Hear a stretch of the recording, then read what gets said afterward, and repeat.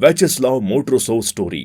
बेटी का किया रेप तो बाप ने अपने ही बेस्ट फ्रेंड को दी बेहद खौफनाक सजा।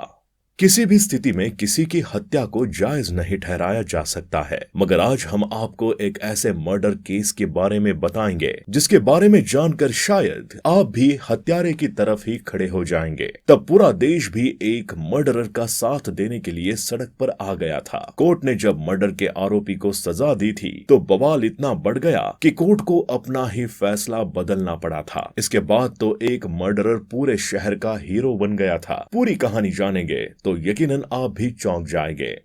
तो आखिर ये घटना कब और कहां की है? आखिर कोर्ट ने पहले क्या सजा दी थी और बाद में इस केस में क्या हुआ तथा इस अजूबे मर्डर केस की पूरी कहानी क्या है? चलिए जानते हैं सब कुछ सिलसिलेवार तरीके से इस वीडियो में। तो वीडियो में अंत तक जरूर बने रहें। हम कहानी शुरू करें उससे पहले अगर आपने अब तक हिंदी क्राइम स्टोरीज चैनल को सब्सक्राइब नहीं किया है तो कृपया जल्दी से सब्सक्राइब कर बेल आइकन भी जरूर दबा दें। We need your support. चलिए अब कहानी शुरू करते हैं। दोस्तों, ये कहानी रूस के समारा प्रांत के विंताई गांव में रहने वाले वेचेस्लाव मोट्रोसोव नाम के 35 साल के व्यक्ति की है। वेचेस्लाव रूस में एक रॉकेट इंजन बनाने वाली बड़ी कंपनी में काम किया करते थे। वेचेस्लाव की शादी कई साल पहले हो चुकी थी तथा उनकी 2 बेटियां भी थी। इसी गांव में ओलेग स्विरिडोव नाम का एक 32 साल का व्यक्ति भी रहता था। चूंकि वेचेस्लाव मोट्रोसोव और ओलेग स्विरिडोव एक ही गांव के थे, इस कारण इन दोनों की जान पहचान बचपन से ही थी तथा ये दोनों समय के साथ काफी गहरे दोस्त भी बन गए थे।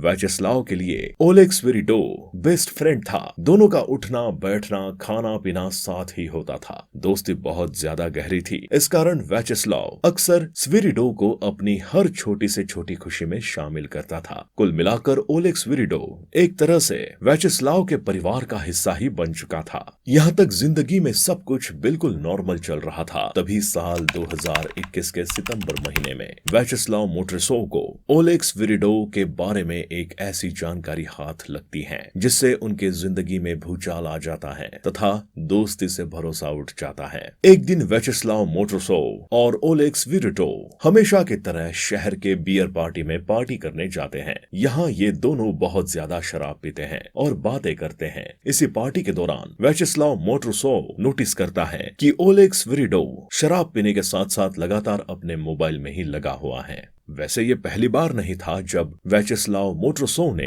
ओलेग स्विरिडोव को मोबाइल पर लगे देखा था, बल्कि जब भी ये दोनों बैठते थे तो अक्सर ओलेग मोबाइल में ही ज्यादातर व्यस्त रहता था। हालांकि जब भी मोट्रोसोव दोस्त के मोबाइल में झांक कर ये देखने की कोशिश करता था कि ये क्या देख रहा है तो वो तुरंत मोबाइल को छुपा लेता था या फिर स्क्रीन ऑफ कर देता था। हमेशा की तरह इस दिन भी दोनों शराब पी रहे थे और आदत के मुताबिक ओलेग स्विरिडोव मोबाइल पर लगा हुआ था। पार्टी में ओलेग इतना ज्यादा शराब पी लेता है कि अपना होश खो बैठता है और बियर बार के टेबल पर ही उसे नींद आ जाती है। उसका मोबाइल यूं ही खुला रह जाता है। ओलेग ने मोबाइल को इस्तेमाल करते हुए यूं ही छोड़ दिया था, लॉक नहीं किया था। जब वेचेस्लाव ये देखता है कि ओलेग को नींद आ चुकी है और उसके मोबाइल की स्क्रीन अब भी ऑन है तो वो सोचता है कि जरा मैं भी तो देखूं कि आखिर ये हमेशा मोबाइल से क्यों चिपका रहता है, ये आखिर क्या देखता रहता है। इसी के बाद वेचेस्लाव तुरंत स्विरिडोव का मोबाइल उठाता है और उसे चेक करना शुरू कर देता है।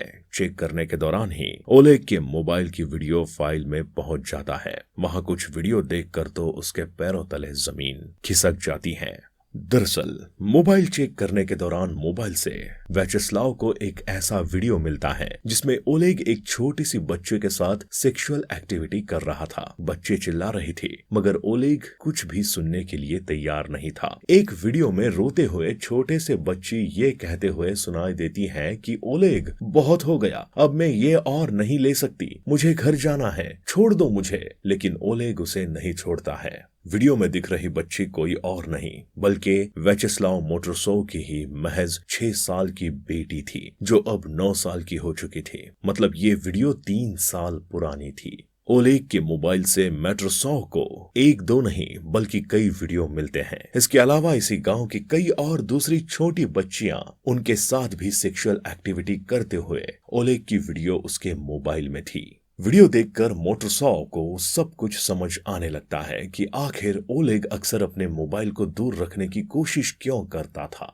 वीडियो देखने के बाद मोटरसॉ गुस्से से लाल हो जाता है और एक जोरदार तमाचा ओलेग को लगाता है। कॉलर से पकड़कर घसीटते हुए उसे बियर बार के बाहर लेकर आता है और उसे मारते हुए पूछता है कि आखिर ये तुमने क्यों और कब किया। मगर ओलेग कोई जवाब नहीं देता है क्योंकि उस वक्त तक वो बहुत ज्यादा नशे में था। अगली सुबह एक बार फिर से मोटरसॉ ओलेग के पास जाता है और उसे वीडियो के बारे में बताता है। यहाँ पर ओलेग और मोटरसॉ की बहुत ज्यादा लड़ाई होती है। हालांकि इसी लड़ाई के दौरान ओलेग भाग निकलने में कामयाब हो जाता है। ओलेग के भागने के बाद मोटरसॉ पास के ही पुलिस स्टेशन जाकर ओलेग के खिलाफ अपनी बेटी से रेप करने का मामला दर्ज करवाता है। पुलिस ओलेग स्वीडो को खोजने में लग जाती है मगर ओलेग का कोई अता पता नहीं चलता है। इधर मोटरसॉ भी अपने अस्तर से ओलेग की तलाश जारी रखता है। इन सब में एक हफ्ता बीत जाता है मगर पुलिस को कोई कामयाबी नहीं मिलती है। पुलिस अभी जांच में लगी हुई थी कि इस बीच एक महिला पुलिस को जांच के दौरान ये बताती है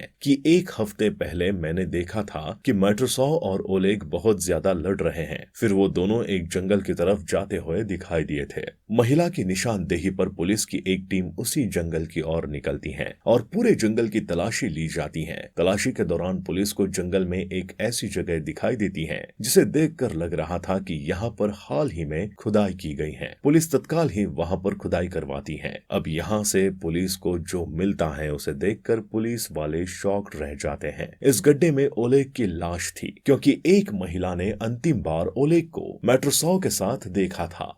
इसलिए अब पुलिस मोटरसॉ को ही हिरासत में लेकर पूछताछ शुरू कर देती है। इस पूछताछ के दौरान जो खुलासा होता है उसे जानकर हर कोई हैरान रह जाता है। पूछताछ में मोटरसॉ बताता है कि पहली लड़ाई के बाद ओलेग भाग जरूर गया था मगर दोस्त होने के नाते उसे अच्छे से मालूम था कि ओलेग कहाँ जा सकता है, इसलिए वो उसकी खोज में लगातार लगा हुआ था और अगले ही दिन उसने ओलेग का पता लगा लिया था। पता लगाने के बाद वो उसे मारते हुए एक जंगल की तरफ लेकर आता है। जंगल में आकर मोटरसॉ एक बार फिर से ओलेग को मारता पीटता है और उससे कहता है कि तुम जाकर पुलिस से सरेंडर कर दो और अपना गुनाह कबूल कर लो। ओलेग ऐसा करने से मना कर देता है। इसी के बाद मोटरसॉ एक रोंगटे खड़े कर देने वाला फैसला लेता है। पहले तो वो ओलेग को बुरी तरीके से मारता पीटता है और फिर उसी के हाथ में एक फावड़ा देता है और उसे एक गड्ढा खोदने के लिए कहता है। पहले तो ओलेग ऐसा करने से मना कर देता है मगर मोटरसॉ चाकू की नोक पर ओलेग से एक गड्ढा खुदवा ही लेता है।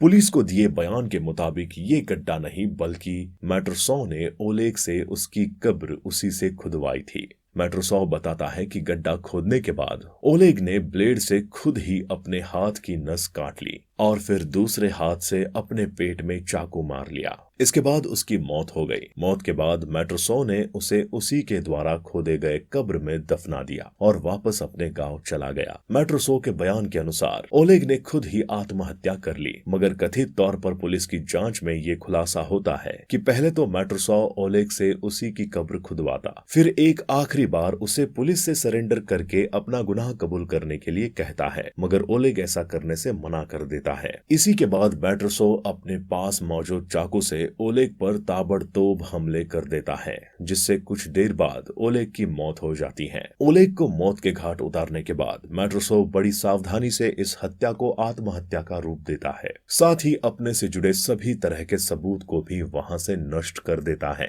अंत में उसे दफना कर वहां से चला जाता है। मोटरसॉ और ओलेग की स्टोरी अब मीडिया में भी पहुंच चुकी थी और मीडिया से होते हुए ये खबर आम लोगों तक भी पहुंच गई थी। हर कोई जान गया था कि एक बाप ने अपनी 6 साल की बेटी के रेपिस्ट की हत्या करके उसी से खुदवाई कब्र में उसे दफना दिया। आसपास के लोग मोटरसॉ के समर्थन में रैलियां निकालना शुरू कर देते हैं तथा पुलिस पर दबाव बनाना भी शुरू कर देते हैं। मोटरसॉ पर किसी तरह की कार्रवाई नहीं की जाए, फिर भी पुलिस शुरू में मोटरसॉ पर ओलेग की हत्या करने का मामला दर्ज करती है मगर ये विरोध बढ़ता चला जाता है। मोटरसॉ के समर्थन में लोग अलग अलग तरह के कैंपेन चलाना शुरू कर देते हैं। हालांकि जब विरोध बहुत ज्यादा बढ़ जाता है तब पुलिस मोटरसॉ पर ओलेग की हत्या का नहीं बल्कि ओलेग को आत्महत्या के लिए उकसाने का मामला दर्ज करते हुए जांच आगे बढ़ाती है। कथित तौर पर पुलिस ने हत्या के सभी सबूतों को खुद ही नजरअंदाज करते हुए इसे एक आत्महत्या का मामला बना दिया था।